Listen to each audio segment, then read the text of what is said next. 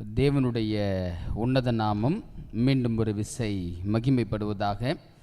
இந்த அற்புதமான ஓய்வு நாளின் ஆரம்ப ஆராதனையிலே தேவனை தொழும்படியாக வந்திருக்கிற நம் யாவர் மீதும் பரலோக தேவனுடைய கிருபையும் ஆசீர்வாதமும் நிறைவாய் இந்த நாளில் தங்கும்படியாக நான் ஜெபித்துக் கொள்கிறேன். இந்த பரிசுத்தமான ஓய்வு நாளில் ஆரம்ப வேளையிலே நாம் தொடர்ச்சியாக ஆசரிப்பு கூடார சத்தியங்களை நாம் படித்து கொண்டு வருகிறோம். ஒவ்வொரு பொருட்களின் மீதும் நமக்குள்ள அனுபவங்களை நாம் படிக்கும்படியாய் ஆண்டுடைய சமூகத்தை தொடர்ச்சியாய் படித்து கொண்டு வருகிறோம். இந்த நாளிலும் நாம் ஆசரிப்பு கூடாரத்தின் மற்றொரு பகுதியின் அனுபவத்தை படிக்கும்படியாய் ஆண்டுடைய சமூகத்தில் கடந்து வந்திருக்கிறோம். நிச்சயமாகவே பரலோகத்தின் ஆண்டவர் இந்த நாள் செய்தியை நமக்கு ஆசீர்வதித்து தரும்படியாய் நாம் யாவரும் ஜெபசந்தையோடு இந்த செய்திக்குள்ளாய் நாம் கடந்து செல்வோம். ஆசரிப்பு கூடாரத்தில் மொத்தம் 3 பகுதிங்க. பிரகாரம், பரிசுத்த ஸ்தலம், மகா பரிசுத்த ஸ்தலம். இந்த 3 பகுதிகளிலும் நம்ம ஒவ்வொரு அனுபவங்களை படித்து கொண்டு வருகிறோம். ஒரு கிறிஸ்தவன் ஏன் ஆலயத்திற்கு வர வேண்டும் அப்படின்னா, அவன் ஆலயமாய் மாற வேண்டும் அப்படின்ற நோக்கத்துக்காக தான் ஆலயத்துக்கு வருகிறோம் என்ற விஷயத்தை நம்ம படிச்சிட்டோம். அதை படித்த தொடர்ச்சியாக 3 பகுதிகளிலும் உள்ள ஒவ்வொரு பொருட்களுடைய அனுபவத்தையும் நம்ம படித்தோம். அதில் முதல் பகுதி பிரகாரம் அப்படின்னு சொல்லுவோம். பிரகாரத்தில் முதல் பகுதி என்ன அப்படின்னா பலிபீடம். அந்த பலிபீடத்தை குறித்து படிக்கும் பொழுது ஜீவ பலியாக மாறுகிற அனுபவத்தை நீங்கள் நானும் படித்தோம். இரண்டாவதாக இருக்கிற பொருள் தண்ணீர் தொட்டி. அந்த தண்ணீர் தொட்டியின் அனுபவம் என்பது மறுஜென்ம அந்த அனுபவத்தை இரண்டாவது பொருள் நமக்கு சுட்டி காட்டியது. பிரகாரத்தை முடிச்சுட்டு பரிசுத்த ஸ்தலத்துக்குள்ள வரோம். பரிசுத்த ஸ்தலத்துக்குள்ள 3 மிக முக்கிய பொருட்கள் உண்டு. அதில் ஒன்று 7 பொன் குத்துவிளக்கு, இரண்டாவது சமூகத்தப்ப மேசை, மூன்றாவது பொன் தூப பீடம். கடைசி வாரம் படித்தோம் நம்ம பொன் தூப பீடம். அப்போ இந்த 3 பொருட்களும் பரிசுத்த ஸ்தலத்தில் இருக்கிறது. அதில் முதல் விஷயம் 7 பொன் குத்துவிளக்கு அப்படின்னு படித்தோம். அது ஊழியத்திற்கான அனுபவத்தையும் சாட்சிக்கான அனுபவத்தையும் கொடுக்கக்கூடியதாக இருக்கிறது என்பதை நாம் படித்தோம். சமூகத்தப்ப மேசை, வேத வசனங்கள் எல்லாம் நம் வாழ்க்கையின் காரியங்களாய் மாறி இருக்க வேண்டும் என்று சொல்லி அதுக்கான அர்த்தத்தை படித்தோம். கடந்த வாரத்தில் பொன் தூபபீடத்தினுடைய அனுபவத்தை படித்தோம். ஜெப வாழ்க்கை, நம்முடைய ஜெப வாழ்க்கை எப்படியா இருக்கிறது அப்படின்னு சொல்லி படித்தோம். பொதுவாகவே ஆசரிப்பு கூடாரத்தில் அந்த பொன் தூபபீடத்தில் எத்தனை முறை தூபம் போடுவாங்க? போன வாரம் படிச்ச இல்லைங்களா? எத்தனை முறைங்க? 2 முறை. காலையில் 1 முறை, சாயங்காலம் 1 முறை. அப்போ 2 முறை தூபம் போடுகிற வழக்கம் ஆசரிப்பு கூடாரத்தில் இருந்தது. அது எதை குறிக்குது அப்படின்னா, 2 முறை ஜெபம் செய்கிற அனுபவத்தை நமக்கு அது சொல்லி கொடுத்தது என்று சொல்லி நம்ம படித்தோம். மிக முக்கியமான ஒரு காரியத்தை எண்டிங்கில் படித்து முடித்தோம். என்ன காரியத்தை படித்து முடித்தோம் அப்படின்னா, ஜெபம் இல்லாமல் ஒரு மனிதனால் பரலோகம் செல்ல முடியாது என்ற சத்தியத்தை ரொம்ப ஆழமாக படித்தோம். அது எதில் படித்தோம் அப்படின்னா, 10 கன்னிகை ஊமையில் நம்ம என்ன செய்தோம் அப்படின்னா, ஜெபம் இல்லாத மனிதனுக்கு என்ன சம்பவம் நேரிடும் என்பதை நாம் படித்தோம். அதில் பாருங்களேன், 10 கன்னிகை ஊமையில் 5 கன்னிகைகள் மணவாளனோடு செல்லாமல் போனதற்கான காரணம் என்ன அப்படின்னா, அவங்ககிட்ட எது இல்லை? எண்ணெய் இல்லை. எண்ணெய் என்பது யாரை குறிக்குதுன்னு படித்தோம்? பரிசுத்த ஆவியானவரை. பரிசுத்த ஆவியானவர் எப்படி பெற்றுக்கொள்ள முடியும் என்று சொல்லி அந்த ஓமையில் ஒரு வார்த்தை வருது. விற்கிறவரிடத்தில் போய் வாங்கி கொள்ளுங்கள் அப்படின்ற வார்த்தையை நம்ம படித்தோம். யார் விற்கிறது அப்படின்னு லூக்கா 11வது அதிகாரத்தில் போய் வாசிக்கும்போது வாசித்தோம். உங்கள் பிள்ளைகளுக்கு நீங்கள் நல்ல ஈவுகளை கொடுக்க அறிந்திருக்கும் பொழுது பரமபிதாவானவர் தம்மிடத்தில் வேண்டிக் கொள்கிறவர்களுக்கு பரிசுத்த ஆவியை கொடுப்பது அதிக நிச்சயம் அல்லவா? அப்போ பரிசுத்த ஆவியானவரை எப்படி பெற முடியும்னா, ஜெபத்தில் தான் பெற முடியும். அப்போ தான் நம்ம படித்தோம், ஜெபம் நம்முடைய வாழ்க்கையில் இல்லை அப்படின்னா நிச்சயம் எங்கே போக முடியாது? பரலோகம் போக முடியாது. அப்போ நம்ம ஜெப வாழ்க்கை எப்படியா இருக்கணும் அப்படின்னு சொல்லி அதை படித்தங்க. இப்போ தொடர்ச்சியாக 3வது பகுதிக்குள்ளாய் நாம் கடந்து செல்ல இருக்கிறோம். 3வது பகுதி எதுங்க? மகா பரிசுத்த ஸ்தலம். அந்த மகா பரிசுத்த ஸ்தலத்தில் ஒரு பொருள் உண்டு. என்ன அப்படின்னா, உடன்படிக்கை பெட்டி. அந்த உடன்படிக்கை பெட்டியை நாம் உற்று நோக்கும் பொழுது உடன்படிக்கை பெட்டியில் 2 அனுபவங்களை நீங்கள் நானும் அடைய வேண்டியதாக இருக்கிறது. பொதுவாகவே கிறிஸ்து இன்னைக்கு மகா பரிசுத்த ஸ்தலத்தில் இருக்கிறாரு. கிறிஸ்து மகா பரிசுத்த ஸ்தலத்தில் இருக்கும் பொழுது நாமும் எந்த அனுபவத்தில் இன்னைக்கு இந்த உலகத்தில் வாழ்ந்து கொண்டிருக்க வேண்டும் அப்படின்னா மகா பரிசுத்த அனுபவத்துக்குள்ள வாழ்ந்திருக்கணும். ஆனால் ஆசரிப்பு கூடாரத்தில் நீங்கள் நானும் எந்த அனுபவத்தில் வாழ்க்கை நடத்தி கொண்டிருக்கிறோம் என்பதை சற்று யோசிச்சு பார்க்கணுங்க. ஸோ மூன்றாவது பகுதி மகா பரிசுத்த ஸ்தலம். அந்த மகா பரிசுத்தத்துக்குள்ள வந்தோம் அப்படின்னா உடன்படிக்கை பெட்டி இருக்கிறது. அந்த உடன்படிக்கை பெட்டிக்குள்ள என்னங்க இருக்குது? தேவனுடைய 10 பிரமாணம் இருக்கிறது. அந்த 10 பிரமாணத்தை தொடுவதற்கு முன்பதாக ஆண்டவர் மேல்புறத்தில் ஒரு மிக முக்கியமான ஒரு அனுபவத்தை நீங்கள் நாம் அடைய வேண்டும் என்று வைத்திருக்கிறார். அந்த 10 பிரமாணம் பெட்டிக்குள்ள இருக்குது. அதுக்கு மேல என்ன இருக்குது? கிருபாசன தண்டை. இல்ல இன்னைக்கு என்ன சத்தியத்தை படிக்க போறோம் அப்படின்னா கிருபாசன தண்டையினுடைய அனுபவம் நம்முடைய வாழ்க்கையில எப்படியா இருக்க வேண்டும் என்ற விஷயத்தை படிக்க போறோம். கொஞ்சம் கொஞ்சம் மெல்ல மெல்ல போறோம். அனுபவங்களை படித்ததுக்கு அப்புறம்தான் சில மிக முக்கியமான சத்தியங்களை ஆசரிப்பு கூடாரத்தில் படிக்க போகிறோம். அன்னைக்கு ஆராதனை முறைமைகள் வருடந்தோறும் செய்கிற ஆராதனை முறை இருந்துச்சு. வருஷத்துக்கு ஒரு முறை செய்த ஆராதனை முறை இருந்துச்சு. இந்த ஆராதனை முறைகள் எல்லாம் படிக்கும் பொழுது நீங்கள் நானும் எந்த அனுபவத்தில் இருக்கிறோம் என்பதை வரக்கூடிய பாடங்கள் நமக்கு தெளிவாக சொல்லிக் கொடுக்கும். இன்னைக்கு கிருபாசன தண்டை அனுபவம் நம்முடைய வாழ்க்கையில் இருக்கிறதா என்பதை சற்று என்ன செய்ய போறோம் அப்படின்னா வேதாகமத்தோடு ஒப்பிட்டு படிக்க போறாங்க. இதை குறித்து எங்க இருக்குது? யாத்திராகமம் 25வது அதிகாரம். யாத்திராகமம் 25வது அதிகாரம் வசனம் 17 22 வசனங்கள் முடிய நம்ம வாசிக்க போறோம். இந்த கிருபாசன தண்டையை குறித்து வேதம் என்ன சொல்லுதுன்னு பாருங்களேன். கொஞ்சம் வாசிப்போம். வாசிங்க. பசும் பொன்னினாலே கிருபாசனத்தை பண்ணுவாயாக, அது 2.5 முழ நீளமும் 1.5 முழ அகலமாயிருக்க கடவது. பொன்னினால் 2 கேருபீன்களை செய்வாயாக, பொன்னை தகடாய் அடித்து அவைகளை செய்து கிருபாசனத்தின் 2 ஓரங்களிலும் வைப்பாயாக. ஒரு புறத்து ஓரத்தில் ஒரு கேருபீனையும் மறுபுறத்து ஓரத்தில் மற்ற கேருபீனையும் பண்ணிவை. அந்த கேருபீன்கள் கிருபாசனத்தின் 2 ஓரங்களிலும் அதனோடே ஏக வேளையாயிருக்கும்படி அவைகளை பண்ண கடவாய். அந்த கேருபீன்கள் தங்கள் செட்டைகளை உயர விரித்து தங்கள் செட்டைகளால் கிருபாசனத்தை மூடியிருக்கிறவைகளும் ஒன்றுக்கொன்று எதிர்முகம் உள்ளவைகளுமாய் இருக்க கடவது. கேருபீன்கள் முகங்கள் கிருபாசனத்தை நோக்கி கொண்டிருப்பாயாக. அடுத்தது, கிருபாசனத்தை பெட்டியின் மீதில் வைத்து பெட்டிக்குள்ளே நான் உனக்கு கொடுக்கும் சாட்சி பிரமாணத்தை வைப்பாயாக. அங்கே நான் உன்னை சந்திப்பேன். கிருபாசனத்தின் மீதிலும் சாட்சி பெட்டியின் மேல் நிற்கும் 2 கேருபீன்களின் நடுவிலும் இருந்து நான் இஸ்ரவேல் புத்திரருக்காக உனக்கு கற்பிக்க போகிறவைகளை எல்லாம் உன்னோட சொல்லுவேன். போதுங்க, வசனத்தை பாருங்க. இந்த கிருபாசன தண்டையை குறித்து வேதம் சொல்லுகிற பொழுது மிக முக்கியமான ஒரு வார்த்தை ஆண்டவர் சொன்னார். என்ன சொன்னார் அப்படின்னா, அதில் 22வது வசனத்தில் பிற்பகுதி இருக்குது, அதை நான் வாசிக்கிறேன் பாருங்க. அங்கே நான் உன்னை சந்திப்பேன். எந்த இடத்துல ஆண்டவர் சந்திக்கிறாரா? கிருபாசன தண்டையில். அடுத்த வார்த்தையை கவனிங்க. கிருபாசனத்தின் மீதிலும் சாட்சி பெட்டியின் மேல் நிற்கும் 2 கேருபீன்களின் நடுவிலும் இருந்து நான் இஸ்ரவேல் புத்திரருக்காக உனக்கு கற்பிக்க போகிறவையெல்லாம் உன்னோட சொல்லுவேன். அப்ப ஆண்டவர் ஆசரிப்பு கூடாரத்தில் முக்கியமா எந்த பகுதியிலிருந்து ஆசாரியனோடு பேசுறாரு? கிருபாசன தண்டை. இல்ல, ரொம்ப மிக முக்கியமான காரியம். இந்த கிருபாசன தண்டை நம்ம வாசிச்சோம். உடன்படிக்கை பெட்டிக்குள்ள கிருபாசன தண்டை. அந்த கிருபாசன தண்டைக்கு அடியில தான் என்ன இருக்குது?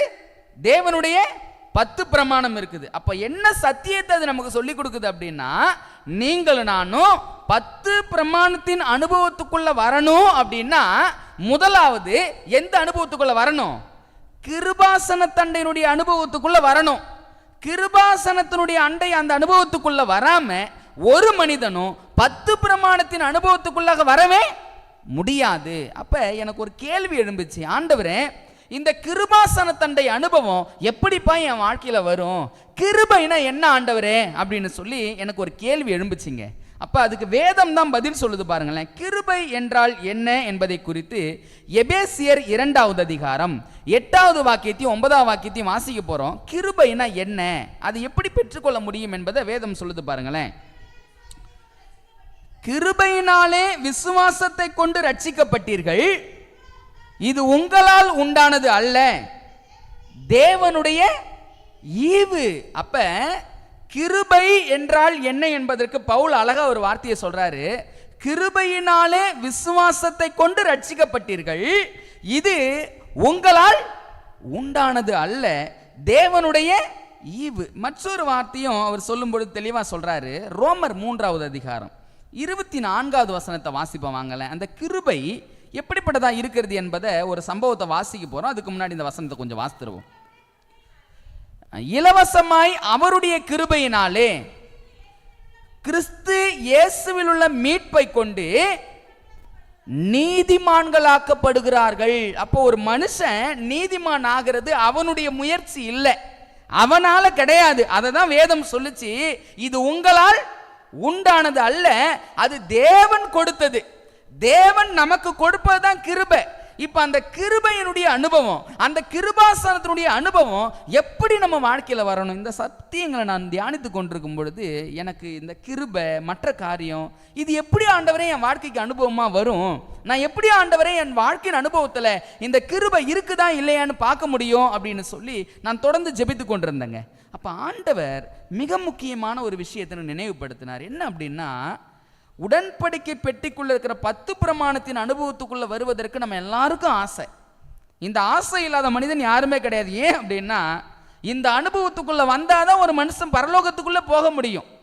ஏன்னா இந்த அனுபவம் இல்லாம ஒரு மனிதனும் பரலோக ராஜ்யத்துக்குள்ள போக முடியாது. முக்கியமா இந்த முடிவு காலத்துல வாழ்கிற நமக்கு வேதம் சொல்லுது. வெளிப்படுத்தின விசேஷம் 14வது அதிகாரத்துல சீயோன் மலையின் மேல ஒரு கூட்டம் இருக்கிறாங்க. அவங்க நெற்றியில என்ன எழுதியிருந்ததா? பிதாவின் நாமம். நாமம்னா என்னங்க? குணம் இல்ல. அப்ப பிதாவின் குணம் என்ன? 10 கற்பனை தான் அவருடைய குணம் இல்ல. அதை தான் பைபிள் நமக்கு சொல்லுது. அந்த 10 கற்பனையின் அனுபவம் இல்லாம ஒரு மனுஷன் பரலோகத்துக்குள்ள போக முடியாது. ஆனா அந்த 10 கற்பனைக்குள்ள வரணும் அப்படின்னா அதுக்கு மேல ஒரு அனுபவம் இருக்குது. அந்த அனுபவம் என்னன்னா, கிருபாசன தண்ட அனுபவம், கிருபை பெறுகிற அனுபவம். அந்த கிருபை பெறுகிற அனுபவம் இன்னைக்கு நம்ம வாழ்க்கையில் இருக்குதா? ஆண்டவர் இதற்கென்றே ஒரு சம்பவத்தை வேதாகமத்தில் வச்சிருக்கிறார். அந்த சம்பவத்தை கொஞ்சம் வாசிப்போம். வாசித்து உண்மையாகவே அந்த கிருபாசன தண்டை அனுபவம் என்கிட்ட இருக்குதா என்பதை நீங்கள் நானும் சிந்திக்க போறோம். வாசிப்போம். மத்தேயு 18வது அதிகாரம், மத்தேயு 18வது அதிகாரம் 18வது அதிகாரத்தில் வசனம் 23 இருந்தே நம்ம வாசிக்க போறோம். சம்பவம் என்னன்னு பாருங்களேன். எப்படி எனில், பரலோக ராஜ்யம் தன் ஊழியக்காரரிடத்தில் கணக்கு பார்க்க வேண்டுமென்று இருந்த ஒரு ராஜாவுக்கு ஒப்பாயிருக்கிறது. அவன் கணக்கு பார்க்க தொடங்கின போது 10,000 தாலந்து கடன் பட்டவன் ஒருவனை அவனுக்கு முன்பாக கொண்டு வந்தார்கள். கடனை தீர்க்க அவனுக்கு நிர்வாகம் இல்லாதபடியால் அவனுடைய ஆண்டவன் அவனையும் அவன் பெண்ஜாதி பிள்ளைகளையும் அவனுக்கு உண்டான எல்லாவற்றையும் விற்று கடனை தீர்க்கும்படி கட்டளையிட்டான். அப்பொழுது அந்த ஊழியக்காரன் தாழ விழுந்து வணங்கி, ஆண்டவனே, என்னிடத்தில் பொறுமையாயிரும், எல்லாவற்றையும் உமக்கு கொடுத்து தீர்க்கிறேன் என்றான். அந்த ஊழியக்காரனுடைய ஆண்டவன் மனதிறங்கி அவனை விடுதலை பண்ணி கடனையும் அவனுக்கு மன்னித்து விட்டான். அப்படி இருக்க அந்த ஊழியக்காரன் புறப்பட்டு போகையில் தன்னிடத்தில் 100 வெள்ளிப்பணம் கடன் பட்டிருந்தவனாகிய தன் உடன் வேலைக்காரரில் ஒருவனை கண்டு அவனை பிடித்து தொண்டையை நெரித்து, நீ பட்ட கடனை எனக்கு கொடுத்து தீர்க்க வேண்டும் என்றான்.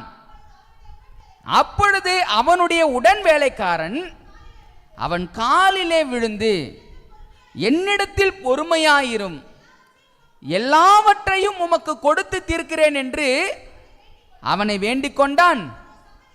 அவனோ சம்மதியாமல் போய் அவன் பட்ட கடனை கொடுத்து தீர்க்கும் அளவும் அவனை காவலில் போடுவித்தான். நடந்ததை அவனுடைய உடன் வேலைக்காரர் கண்டு மிகவும் துக்கப்பட்டு ஆண்டவனிடத்தில் வந்து நடந்ததையெல்லாம் அறிவித்தார்கள். அப்பொழுது அவனுடைய ஆண்டவன் அவனை அழைப்பித்து, பொல்லாத ஊழியக்காரனே, நீ என்னை வேண்டிக் கொண்டபடியினால், அந்த வார்த்தை ரொம்ப கவனமாக கவனிங்க, அந்த கடன் முழுவதையும் உனக்கு மன்னித்து விட்டேன். நான் உனக்கு இறங்கினது போல நீயும் உன் உடன் வேலைக்காரனுக்கு இறங்க வேண்டாமோ என்று சொல்லி அவனுடைய ஆண்டவன் கோபமடைந்து அவன் பட்ட கடனை எல்லாம் தனக்கு கொடுத்து தீருமளவும் உபாதிக்கிறவர்களிடத்தில் அவனை ஒப்பு கொடுத்தான். நீங்களும் அவனவன் தன் சகோதரன் செய்த தப்பிதங்களை மனப்பூர்வமாய் மன்னியாமற் போனால் என் பரமபிதாவும் உங்களுக்கு இப்படியே செய்வார் என்றார். பாருங்க, இந்த ஓமையை ஆண்டவர் ஏதோ சாதாரணமாக சொல்லி வைக்கலங்க. கிருபாசன தண்டையினுடைய அனுபவம் இந்த ஒரு ஓமைக்குள்ளாக அடங்கியிருக்கிறது. எப்படி அடங்கியிருக்கிறது அப்படின்னா, எல்லாரும் 10 பிரமாணத்தின் வாழ்க்கையில் வரணும்னு அவ்வளோ ஆசை, விருப்பம். ஆனால் கிருபை இல்லாமல் 10 பிரமாணத்தை கடைபிடிக்கிற ஒரு வாழ்க்கை இருக்கும் அப்படின்னா அதுக்கு பேர் சடங்காசார வாழ்க்கை. கிருபையும் சத்தியமும் ஒன்றை ஒன்று முத்தம் செய்யும். வேத வசனத்தை வாசிக்கிறேன்ல, கிருபையையும் பிரமாணத்தையும் பிரிக்க முடியாது. இந்த இரண்டையும் ஒன்று சேர்ந்துதான் இருக்கும். ஆனால் நம்முடைய வாழ்க்கையில சில நேரங்களில் இந்த கிருபாசனத்தினுடைய அந்த அண்டையினுடைய அனுபவம் எப்படி இருக்கிறது என்பதை இந்த ஓமை சொல்லி கொடுக்குது. என்ன, ஒரு மனுஷன் தன் எஜமான் கிட்ட கடன் பட்டிருந்தான். கடன் பட்டவங்கிட்ட கடனை கேட்குறான். நீ என்கிட்ட கடன் வாங்கியிருந்தல்ல, அந்த கடனை தீர்த்துக்க அப்படின்னு சொல்கிறான். அவன் சொல்கிறான், ஆண்டவனே என்கிட்ட கடனை தீர்க்கிறதுக்கு எந்த நிர்வாகமும் இல்லை அப்படின்னு சொல்கிறான். அந்த ஆண்டவன் என்ன செய்கிறான், இவனுடைய கடனை மன்னித்து இவன் என்ன பண்ணுறான், விடுதலை செஞ்சிடறான். ஆனால் இவங்கிட்ட ஒருத்தன் கடன் பட்டிருந்தான் பாருங்க, அவன் நேரில் பார்த்துறான். பார்த்து இவனுக்கு இறங்கி அவன் ஆண்டவன் இவனை விடுதலை செஞ்சு விட்டுட்டான். இவன் அவன் கழுத்தை நெரிச்சு என்ன கேட்குறான், கடனை கொடுத்தே ஆகணும்னு கேட்குறான். அப்போ அவனும் ரெக்வஸ்ட் வைக்கிறான், கொஞ்சம் காலம் கொடுங்க, கொஞ்சம் நேரம் கொடுங்க, நான் கட்டாயம் உங்கள் கடனை தீர்க்கிறேன் அப்படின்னு. முடியவே முடியாது, நீ கடனை தீர்த்தே ஆக வேண்டும் என்ற காரியத்தை இவன் அவனுக்கு செய்கிறான். இப்போ இந்த 2 நபர் மத்தியில் நடந்த சம்பவத்தை அந்த எஜமான் கிட்ட போய் உடன் வேலைக்காரங்க என்ன பண்ணிடுறாங்க, சொல்லிடுறாங்க. இப்போ எஜமான் கேட்டார், பொல்லாத ஊழியக்காரனே, நான் உனக்கு இறங்கி உனக்கு கடனை மன்னித்தது போல நீயும் அவனுக்கு இறங்கி அந்த கடனை மன்னிக்கணுமா இல்லையா? என்ன அர்த்தம் யோசித்து பாருங்க. இன்னைக்கு நம்ம அனுபவிக்கிற இந்த வாழ்க்கையோ, இன்னைக்கு நீங்கள் நானும் வாழ்ந்து கொண்டிருக்கிற இந்த சூழ்நிலையோ நம்மால எதுவுமே உண்டானது இல்லைங்க. எல்லாமே தேவனுடைய கிருபை தான், அவருடைய இரக்கம் தான். அவரிடத்திலிருந்து இரக்கத்தை பெற்று வாழ்க்கை நடத்தி கொண்டிருக்கிற நீங்கள் நானும் அந்த கிருபையை, அந்த இரக்கத்தை மற்றவர்கள் மத்தியில் எப்படி கையாளுகிறோம் அப்படின்ற ஒரு கேள்வி இருக்குது இல்ல. மற்றவர்கள் மத்தியில் நான் தேவனிடத்தில் முழங்கால் போட்டு, ஆண்டவரே என் பாவங்களை மன்னிங்க, என் அக்கிரமங்களை மன்னிங்க அப்படின்னு சொல்லி என் பாவத்துக்காக பரமபிதாவின் இடத்தில் நான் முழங்கால் படிட்டு ஜெபிக்கிறேன். ஆனா என் கண்ணுக்கு முன்னாடி ஒரு பாவம் செய்யற நபர் மாட்டிட்டானா நான் என்னங்க செய்யறேன்? என் பாவத்துக்காக தனி அறையில போய் முழங்கால் போட்டு ஜெபம் பண்ணிடுறேன், ஆண்டவர்கிட்ட மன்னிப்பு கேட்டு வந்துடுறேன்.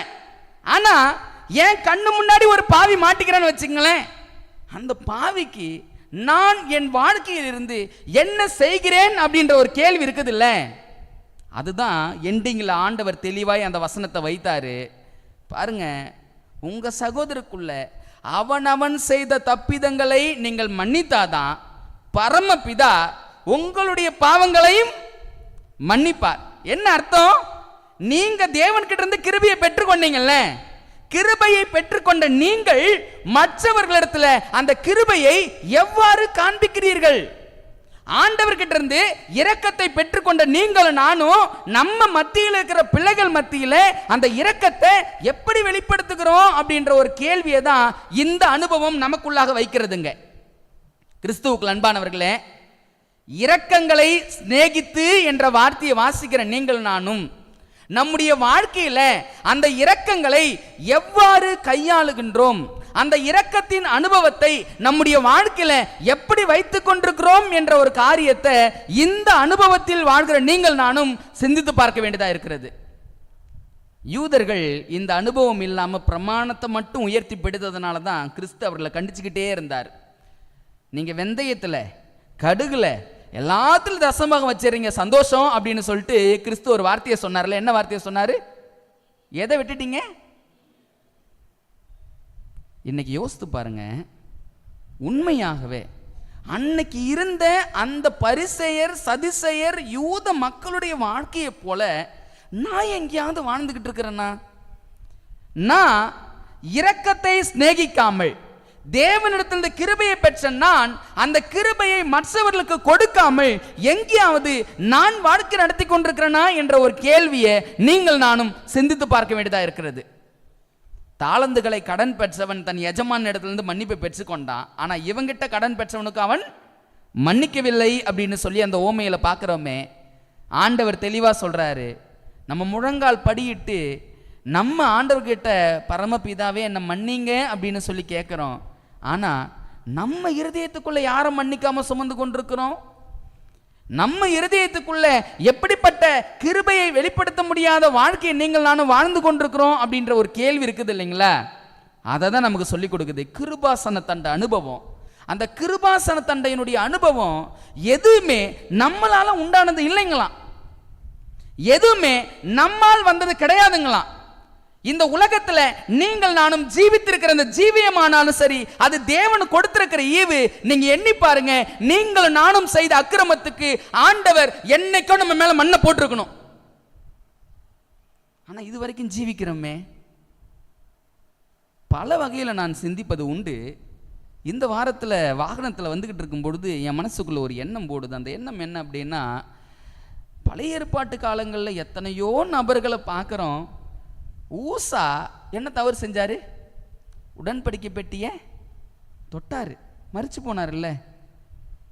எத்தனையோ நபர்களை பார்க்கிறோம். ஒரு தவறு ஒரு காரியம் என்று வருகிற இடங்கள் எல்லாம் மரிக்கிற மனிதர்களை காட்டிலும் இன்னைக்கு பல மடங்கு அக்கிரமங்களையும் பல மடங்கு பாவங்களையும் பல மடங்கு தேவனை வேதனைப்படுத்தக்கூடிய வாழ்க்கை முறை வைத்துக் கொண்டிருக்கிற நான் இந்த உலகத்தில் ஜீவித்துக் கொண்டிருக்கிறேன் அப்படின்னா அது என்னால உண்டானதா என்ற ஒரு கேள்வியை நீங்கள் நானும் சிந்தித்து பார்க்க வேண்டியதா இருக்கிறது. அன்பானவர்களே, ஆண்டவர் நமக்கு கொடுத்த கிருபையை, ஆண்டவர் நமக்கு காட்டின இரக்கத்தை இன்னைக்கு சக மனிதர்கள் மேல, சக சகோதரன் சகோதரி மேல நீங்கள் நானும் காட்டுறோமா? இன்னைக்கு அநேக நேரங்களில் ஆண்டவர்கிட்ட மன்னிப்பு பெறுகிற நீங்கள் நானும் நம்முடைய இருதயத்தின் ஓரத்தில் யாரையாவது மன்னிக்காம, நம்ம இருதயத்தின் ஓரத்தில் யாரையாவது அந்த மன்னிப்பினுடைய அனுபவத்துக்குள்ள கொண்டு வராம ஆண்டவர் சமூகத்தில் போய் நிற்கிற நேரங்கள் எல்லாம் கிறிஸ்துவானவர் சொன்ன வார்த்தை தான், நீங்க மன்னிக்காம பரமபிதா ஒருபோதும் உங்களை என்ன பண்ண மாட்டாரு? மன்னிக்க மாட்டார். நீங்க சிந்திச்சு பாருங்க, இந்த கிருபாசன தண்டை என்னுடைய அனுபவம் எத்தனை பேர் நம்முடைய வாழ்க்கையில் இருக்குது. இந்த மன்னிக்கிற காரியம் என்று வருகிற பொழுது நான் சில நேரங்களில் வேதாகமத்தை ஆராய்ந்து பாட்டு கொண்டு இருந்தேன். உண்மையான மன்னிப்புனா என்ன அப்படின்னு சொல்லி ஒரு கேள்வி இருக்குது. அந்த உண்மையான மன்னிப்பு அப்படின்ற காரியங்கள் வரும்போது நீங்கள் நான் சிந்திச்சு பார்ப்போம். ஒரு நபர் தவறு செஞ்சுட்டாங்க, அந்த நபர் நம்மக்கிட்ட வந்து மன்னிப்பு கேட்குறாங்கன்னு வச்சுக்கங்களேன். என்னை மன்னிச்சிருங்க, நான் தெரியாமல் தவறு செஞ்சுட்டேன் அப்படின்னு சொல்லி ஒரு மன்னிப்பு கேட்குறாங்கன்னு வச்சுக்கங்களேன். இப்போ மறுமுறை நாம் அந்த நபரை பார்க்கும் பொழுது நம்ம மனதுக்குள்ள ஒரு எண்ணம் வரும் இல்லைங்களா? எப்படிப்பட்ட எண்ணம் வரும்? உதாரணத்துக்கு சொல்லட்டுங்களா? ஒரு நபரை வீட்டில் வேலைக்கு வச்சிருக்கிறேன். என்னுடைய பீரோ கீ முதற்கொண்டு அவருக்கு தெரியும், எல்லாமே அவர் பார்த்துக்கிட்டே இருக்கிறார்.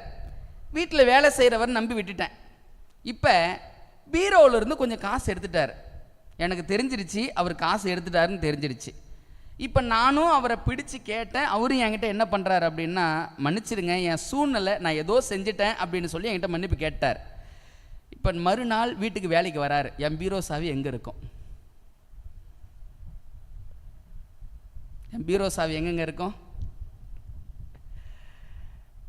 வான்னு சொல்லி எப்பொழுதும் வழக்கம் போல கரங்களில் கொடுக்குற காரியமா, இல்லை அவருக்கு தெரிந்த இடத்துல வைக்கிற காரியமா, இல்லை பீரோ சாவி இடம் மாறுமா? கட்டாயம் மாறும்ல. சரி, பீரோ சாவி மாறிடுச்சு. அந்த நபரை பார்க்குற பார்வை, நான் மன்னித்தேன் என்பதற்கான அறிகுறி என்னங்க? நான் மன்னித்தேன் என்பதற்கான அடையாளம் என்னங்க? நான் கிருபையை பெற்றனே, அந்த கிருபையை நான் காண்பிக்கிறேன் என்பதற்கான அர்த்தம் என்ன?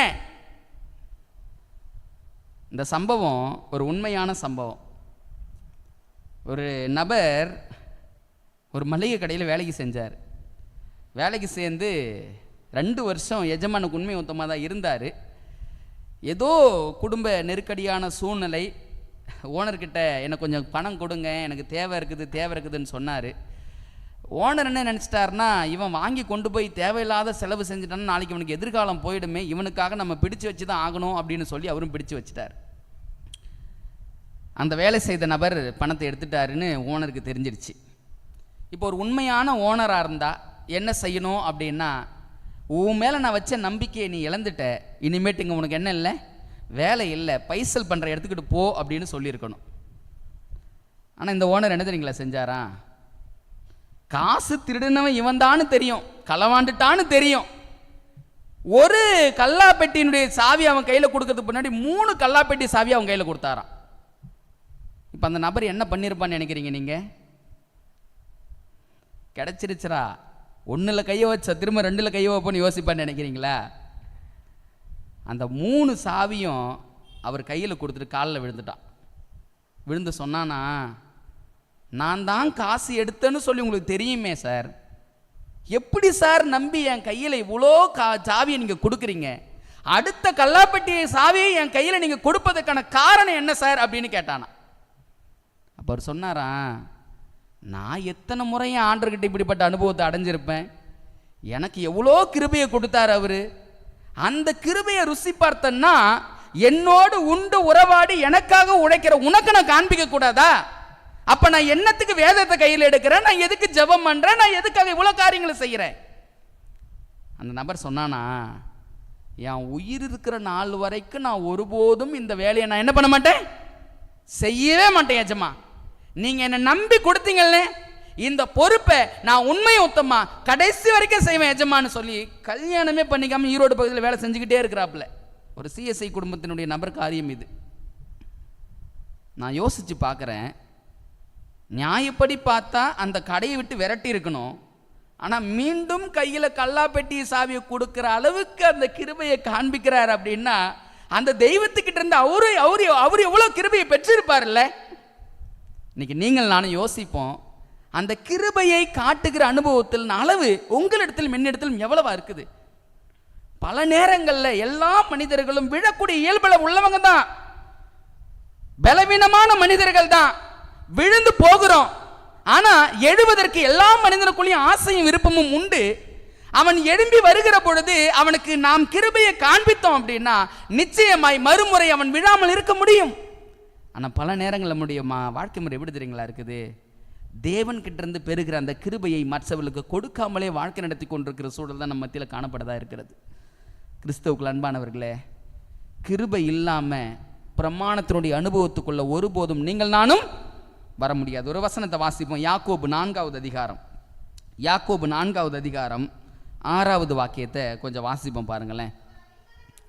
அவர் அதிகமான கிருபையை அளிக்கிறாரே, ஆதலால் தேவன் பெருமை உள்ளவர்களுக்கு எதிர்த்து நிற்கிறார், தாழ்மை உள்ளவர்களுக்கோ கிருபை அளிக்கிறார் என்று சொல்லி இருக்கிறது. தேவன் எப்படிப்பட்டவருங்களா? அவர் அதிகமான கிருபை அளிக்கிறவர். நீங்க மற்றவங்களுடைய வாழ்க்கையை யோசிக்காதீங்க, நம்முடைய தனிப்பட்ட வாழ்க்கையை யோசிப்போம். இத்தனை ஆண்டு காலத்தில் எத்தனை கிருபைகள் எனக்கு தந்திருப்பார்ல, எத்தனைமான கிருபைகளை என் வாழ்க்கையில் நான் ருசி பார்த்திருப்பேன்ல.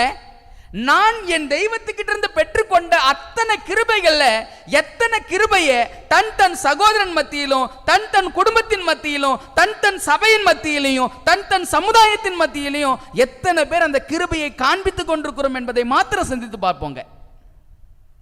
ஏன்னா இந்த கிருபாசனத்தினுடைய அனுபவம் இல்லாம ஒரு நபரும் பிரமாணத்தின் அனுபவத்துக்குள்ள வரவே முடியாது. கிறிஸ்து கிட்ட அந்த அனுபவம் எப்படி இருந்துச்சு அப்படி என்பதை நாம வாசிக்கிறோம். இன்னைய வரைக்கும் நீங்கள் நானும் மரணத்தை காணாமல் உயிரோடு இருப்பது அவருடைய சுத்த கிருபைன்னு சொல்றோம். அந்த கிருபை எத்தனை வருட காலம் எனக்கு காண்பித்துக் கொண்டிருக்கிறார்னு யோசித்து பாருங்களேன். அப்ப அந்த கிருபையின் அளவு அவர்கிட்ட எவ்வளவா இருக்கிறது என்பதை நீங்கள் நானும் சிந்தித்து பாருங்களேன். கிருபை பெற்றுக்கொண்டவங்களுடைய நினைவு எப்படி இருக்குன்னு கொஞ்சம் நான் வேதத்தில் ஆராய்ந்து படிக்க ஆரம்பிச்சேங்க. அப்போ ஆராயும் போது ஒரு ஆச்சரியமான விஷயத்தை கண்டுபிடிக்க முடிஞ்சு. தேவனிடத்திலிருந்து கிருபையை பெற்றவங்க ஒரு பிரச்சனையை பார்க்குறாங்கன்னா பெரும்பாலும் பிரச்சனையை பார்க்க மாட்டாங்களாம். அவங்க என்ன தெரியுங்களா பார்ப்பாங்க, அந்த பிரச்சனைக்கான வேறு என்ன. கடையில் வேலை செய்கிற நபர் தாங்க பணத்தை எடுத்துட்டாரு, பிரச்சனை பணம் எடுத்தது. ஆனால் ஏன் எடுத்தாருன்ற ஒரு கேள்வி இருக்குது இல்லை, என்ன காரணத்துக்காக எடுத்தான்ற ஒரு கேள்வி இருக்குது இல்லை. கிருபையை பெற்றுக்கொண்டவர்கள் பிரச்சனையை பெரும்பாலும் நோக்குவது கிடையாது, அந்த பிரச்சனைக்கான வேரை தான் நோக்குகிறார்கள். ஏன் அப்படின்னா அந்த வேரை கண்டுபிடிச்சா அந்த பிரச்சனை ஈஸியா மாற்றிடலாம். இன்னைக்கு அநேக நேரங்களில் நீங்கள் நானும் வேரை பார்ப்பது கிடையாது. எதை பார்த்துக்கிட்டு இருக்கிறோம்? பிரச்சனையை பார்த்துக்கிட்டு இருக்கிறோம். அதனால தான் பிரச்சனையாகவே இருக்குது. நீங்கள் நானும் இந்த நாளில் சிந்திச்சு பார்க்க வேண்டியது, தேவன்கிட்ட இருந்து எத்தனையோ கிருபைகளை பெற்றோம், எத்தனை கிருபைகளை மற்றவர்களுக்கு நாம் கொடுத்துருக்கிறோம். தேவன்கிட்ட இருந்து மன்னிப்பை ஒவ்வொரு நாளும் மாறி மாறி வாங்கி கொண்டிருக்கிற நீங்கள் நானும் எத்தனை பேருக்கு இந்த மன்னிப்பின் அனுபவத்தை கடந்து போயிருக்கிறோம். சிலர் நம்மளை திட்டுறாங்க, திட்டும்போது சரி அவங்க சூழ்நிலை திட்டுறாங்க என்ன செய்ய. சில நமக்கு துரோகங்களை இழப்பாங்க, சரி அவனுடைய சூழ்நிலை செஞ்சுட்டான் என்ன செய்ய. சில வேளைகள் ஏமாற்றப்படுகிற அனுபவங்கள் நம்மளுடைய வாழ்க்கைக்கு வரும். அப்படிப்பட்ட நேரங்கள்லாம் பிரச்சனைகளை பார்க்காம அந்த வேரை பார்க்கிற அனுபவம் எந்த மனிதனுக்குள்ள இருக்கிறதோ அந்த மனிதன் தேவனிடமிருந்து கிருபை பெற்றவன். அந்த கிருபையை மற்றவர்களுக்கும் காண்பிக்கிற அனுபவத்துக்குள்ள அந்த மனிதன் தெளிவாக இருக்க முடியும். நீங்கள் நான் சிந்திச்சு பார்ப்போம், அந்த கிருபாசனத்தினுடைய அனுபவம் உங்களுடைய வாழ்க்கையிலும் என்னுடைய வாழ்க்கையிலும் எப்படி இருக்குது. நீங்கள் நானும் மகா பரிசுத்த ஸ்தலத்துக்குள்ள இருக்கிற அந்த கிருபாசன தண்டையை நம்ம படிக்கிறோம் அப்படின்னா அந்த கிருபாசன தண்டையில் நிற்கிற அளவுக்கு நீங்கள் நானும் அந்த அனுபவத்துக்குள்ள வந்து விட்டோமா? அந்த அனுபவம் இல்லாமல் இயேசுவை சேர முடியாதே. அந்த அனுபவம் இல்லாமல் ஆண்டருக்குள்ள நான் வாழ்கிறேன்னு சொல்ல முடியாது. அதை தான் தேவன் தெளிவாக வச்சுட்டாரு. நீங்க மற்றவங்களை மன்னிச்சாதான் தேவன் நம்மை மன்னிப்பார். அந்த அனுபவத்துக்குள்ள வந்தவங்க தான் கிருபையில் வாழ்றவங்க. அந்த அனுபவத்துக்குள்ள வந்தவங்களுடைய வாழ்க்கை முற்றிலும் வேறுபட்டு இருக்கும். அந்த அனுபவத்துக்குள்ள வந்தவங்களுடைய வாழ்க்கை முற்றிலும் வித்தியாசமானதான் இருக்கும். அப்படிப்பட்ட வாழ்க்கையும் அப்படிப்பட்ட அனுபவம் நம்ம இடத்துல இருக்கிறதா என்பதை சிந்தித்து பார்ப்போம். அடுத்த வாரத்தில் 10 பிரமாணத்தின் அனுபவத்தை படிப்போம். கர்த்தர் தாமே நம் அனைவரையும் ஆசீர்வதிப்பாராக. ஆமென்.